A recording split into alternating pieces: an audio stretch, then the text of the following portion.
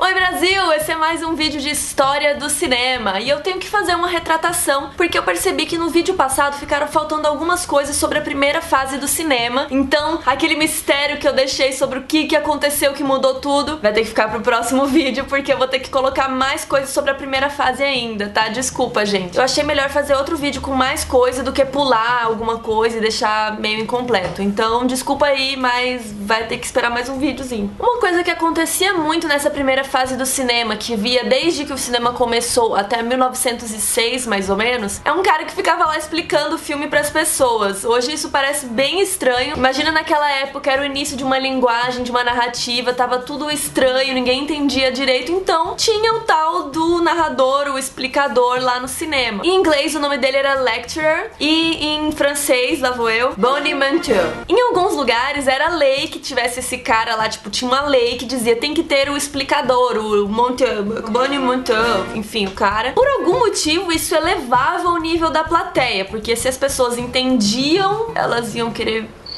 não sei. Mas isso não é tão estranho, porque nos espetáculos de Lanterna Mágica também tinha um cara que ficava acompanhando, explicando algumas das histórias, que podem ser considerados comentadores, que ficavam ali comentando, tipo, conversando com as pessoas, explicando o que elas estavam vendo. Por exemplo, esse filme que tá passando agora, o Uncle Tom's Cabin, esse filme sem explicação não dava pra entender nada. Era muito difícil ainda contar uma história que desse pra entender 100%, então para isso que tinha esse explicador aí, esse bonimenteur, como que é? Bonimenteur. Por exemplo, tinha filme que 2 ou 3 coisas aconteciam ao mesmo tempo durante a tela. Tipo, eu tô aqui falando, mas aqui tem uma ação que é super importante pro filme. Por exemplo, tem um cara sendo roubado aqui atrás, que é isso que é o importante da história. E eles não sabiam ainda como mostrar esse detalhe desse cara sendo roubado. E aqui na frente tinha um porco correndo. Tinha 1000 coisas acontecendo e eles não sabiam ainda direito como mostrar cada coisa separada ou como focar em alguma coisa. E conforme as histórias foram se tornando cada vez mais complexas, isso foi se tornando um problema, afinal, o explicador ia ter que ficar explicando cada detalhe, ele tinha que lhe dar uma geral, não ficar explicando cada coisa. Então esses cineastas foram chegando à conclusão que eles tinham que dirigir o olhar do espectador. Mas como? Como? Me diga, me diga! Entre 1902 e 1907 foi acontecendo uma linearização da história, que é tornar a história de uma forma linear, contar início, meio e fim. E eles descobriram que a gente não precisava filmar tudo só de longe, todo mundo em pé, daquele jeito. Eles podiam chegar a câmera mais perto de vez em quando. Não acontecia nada de errado quando eles faziam isso. Na verdade, era muito bom pra mostrar coisas de perto, que só quem tá muito perto consegue ver. Então essa câmera mais próxima, além de dirigir o olhar do espectador, ela também serviu pra mostrar ação e reação, causa e consequência, mostrar que às vezes uma coisa que você faz aqui tem uma consequência aqui, e eu posso mostrar isso mais de perto e cortar. Aos poucos eles foram percebendo que não precisava tudo estar no mesmo plano e eles podiam contar essa histórias de formas diferentes. Então eles descobriram 2 coisas importantes nessa época. A primeira é que a cena é melhor entendida se ela for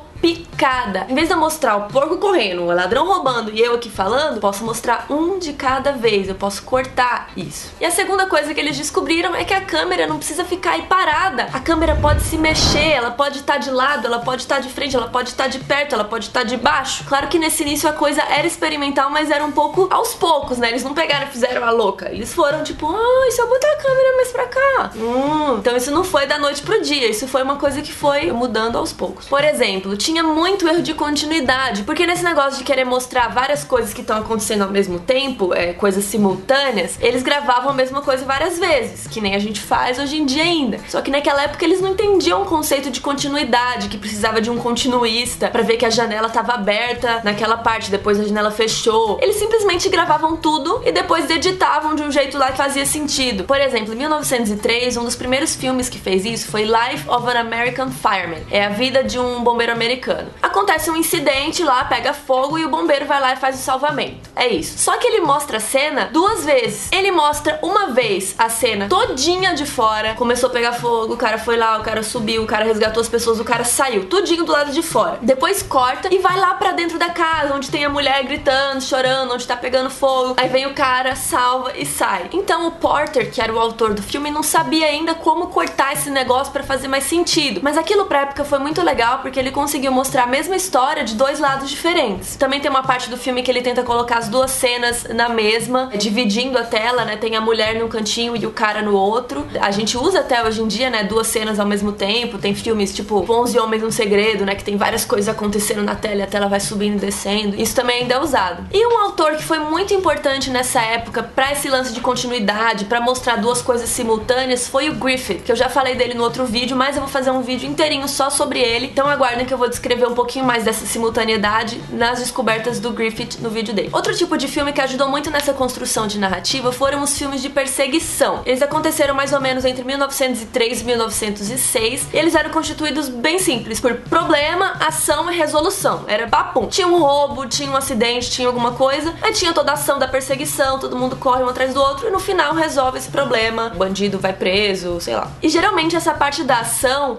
é formada por cenas ridículas, é perseguição, as pessoas caem, e não são assim tipo 3 cenas das pessoas correndo, são várias e várias cenas depois que as pessoas já passaram por várias situações bizarras, aí que eles resolvem o final e acontece a resolução. Nessa época ainda mal existia movimento de câmera, então pra eles ainda era um problema, como que eu vou mostrar uma pessoa passando e depois a outra passando atrás? Isso ainda na cabeça deles era um problema, como que eu vou mostrar isso? Esses tipos de filmes eram muito populares na época, inclusive as pessoas começaram a incluir cenas de perseguição em outros tipos de filme. Então eu tô fazendo um filme sobre outra coisa, mas aí no meio tinha uma perseguição e tal, porque as pessoas gostavam dessa parte. Alguns desses filmes já começaram a ter um pouquinho mais de continuidade, mas não era nada muito complexo, porque geralmente eles saíam inteiros do quadro, aí começavam a correr de novo em outro cenário, mas assim, tinha uma certa continuidade, não era uma coisa tão quebrada. Outra coisa interessante é que esses filmes não costumavam ter cartela de intertítulo, porque não precisava muito de explicação. Era um problema, aí todo mundo começava a correr e passar por situações ridículas e aí no final resolvia, não tinha que ter muita explicação. Tem um filme que se chama Personal, que é bem engraçadinho, que é um cara que ele anuncia num jornal que ele tá procurando uma gatinha, tá procurando alguém, uma esposa, sei lá. Tipo o Tinder das antigas. Só que aí ele chega lá no local combinado e aparecem várias mulheres doidas querendo casar com ele, querendo o cara e tal. E aí todas as mulheres começam a perseguir o cara. Uma coisa engraçada é que todos os homens da plateia ficavam super ansiosos pra ver as mulheres correndo e tropicarem, né, com a saia pra cima pra tentar ver a calcinha delas. Só que a maioria dessas mulheres eram homens vestidos de mulheres. Tinha muita cena física, tinha que pular negócio, tinha que cair no chão. Então não sei se as mulheres não queriam fazer ou se os homens achavam mais fácil eles mesmos fazerem, mas tinha homem vestido de mulher. 90% dessas mulheres dos filmes de perseguição eram homens vestidos. Esses filmes de perseguição ainda não tinham muito corte porque eles achavam estranho se a pessoa viesse correndo e ele cortasse pra outra. Eles ainda achavam isso um pouco estranho, então eles colocavam a pessoa correndo e todo mundo perseguindo atrás. Aí depois de tudo isso que eles cortavam. E é bizarro que eles esperavam todo mundo sair do quadro, aí que eles cortavam. Como eu disse no vídeo anterior, existia muito caso de plágio, que na verdade nem era um plágio porque não tinha lei a respeito. A gente ia lá e via uma história legal e ia lá e fazia a mesma história, porque era mó legal, por que não? Esse filme da historinha do cara que quer uma namorada, não sei o que, ele foi plagiado pelo Edison, Thomas Edison e o Porter. E isso aí deu uma treta porque a Biograph, que era a dona do filme, tinha feito um copyright, tinha registrado o filme como deles. Ou seja, foi a primeira vez que essa questão do plágio foi colocada à tona. E aí a defesa do Edison e do Porter alegava o seguinte, que a Biograph não tinha registrado cada quadro do filme. Porque lembra que eu tinha falado que as pessoas vendiam várias mini historinhas? Então, o Edison e o Porter estavam, assim, alegando, né, que aquilo lá eram vários mini filmes. E eles alegavam que a Biograph tinha que ter registrado cada quadro desse. E foi aí que aconteceu uma coisa que mudou tudo, que não era aquela coisa que eu tinha falado no vídeo 2, mas foi outra coisa importante, que o juiz considerou que o Edison e o Porter estavam errados e que a Biograph estava certa. Por quê? Vou ler. Mesmo quando captada em momentos diferentes e sob outros pontos de vista, uma série de imagens que contam uma mesma história de forma coerente pode ser registrada, também conhecido como um filme. Então esse foi considerado o primeiro filme com copyright e também esse caso foi considerado exemplo para os próximos que vieram a seguir, também conhecido como jurisprudência, ou você que faz direito, coloca aí nos comentários, mas é algo assim, quando uma coisa serve de exemplo para as outras, é jurisprudência? É isso? Lembra das histórias da Paixão de Cristo que eu falei no vídeo 2? Eles vendiam cada pedacinho da Paixão de Cristo separado. A partir de agora, o filme poderia ser vendido como um filme só, todos os quadrinhos juntos até o final, até Jesus morrer e ressuscitar, não sei o que, não sei o que, era um filme só. Não é o caso desse filme, né, da Paixão de Cristo, como eu já disse, ele era vendido quadro a quadro, mas a partir de agora, depois do Personal, você podia registrar um filmão só. Então agora sim acaba aqui o cinema de atrações, que foi a primeira fase do cinema, e a gente entra na segunda fase, que era o cinema de transição. Não, que vai entre 1907 e 1915, em que aconteceu uma coisa importantíssima que mudou tudo, que agora sim vocês podem aguardar que eu vou contar no próximo vídeo. Então espero que vocês tenham gostado, curte o vídeo, assina o canal e até a próxima. Tchau!